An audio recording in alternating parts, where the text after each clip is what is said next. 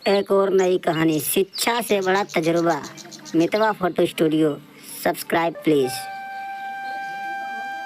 एक राजा की बेटी की शादी होनी थी। बेटी की ये शर्त थी कि जो भी 20 तक की गिनती सुनाएगा वही राजकुमारी का पति बनेगा। गिनती ऐसी होनी चाहिए जिसमें सारा संसार समा जाए। जो ये गिनती नहीं सुना सकेगा उसे 20 कोड़े खाने पड़ेंगे। ये शर्त केवल राजाओं के लिए ही थी। अब एक तरफ राजकुमारी का वरण और दूसरी तरफ कोड़े। एक एक करके राजा महाराजा आए। राजा ने दावत का आयोजन भी किया। मिठाई और विभिन्न पकवान तैयार किए गए। पहले सभी दावत का आनंद लेते हैं, फिर सभा में राजकुमारी का स्वयंवर शुरू होता है।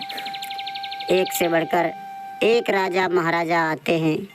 सभी गिनती सुनाते हैं जो उन्होंने पढ़ी हुई थी, लेकिन कोई भी ऐसी गिनती नहीं सुना पाया जिससे राजकुमारी संतुष्ट हो सके। अब जो भी आता कोड़े खाकर चला जाता। कुछ राजा तो आगे ही नहीं आए। उनका कहना था कि गिनती तो गिनती होती है, राजकुमारी पागल हो गई है, ये केवल हम सबको पिटवाकर मजे लूट रही है। ये सब नज़ारा देखकर एक हलवाई हंसने लगा। वो कहता है, डूब मरो राजाओं, आप सबको 20 तक की गिनती नहीं आती। यह सुनकर सभी राजा उसे दंड देने के लिए कहने लगे। राजा ने उससे पूछा, क्या तुम गिनती जानते हो? यदि जानते हो तो सुनाओ। हलवाई कहता है, हे राजन, यदि मैंने गिनती सुनाई तो क्या राजकुमारी मुझसे शादी करेंगी? क्योंकि मैं आपके बराबर नहीं हूँ और यह स्वयंवर भी केवल राजाओं के लिए है, तो गिनती सुनाने से मुझे क्या फ़ायदा? पास खड़ी राजकुमारी बोलती है, ठीक है, यदि तुम गिनती सुना सको तो मैं तुमसे शादी करूँगी, और यदि नहीं सुना सके तो तुम्हें मृत्यु दंड दिया जाएगा।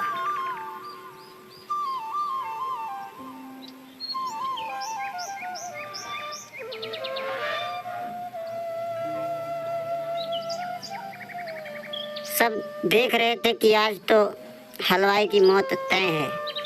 हलवाई को गिनती बोलने के लिए कहा गया। राजा की आज्ञा लेकर हलवाई ने गिनती शुरू की।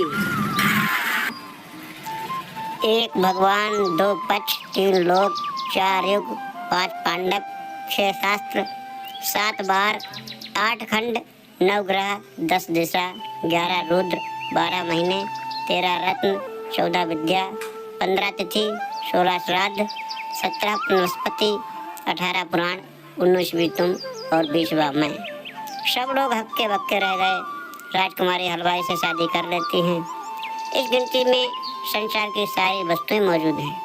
इस कहानी से हमें शिक्षा मिलती है कि शिक्षा से बड़ा तजुर्बा है।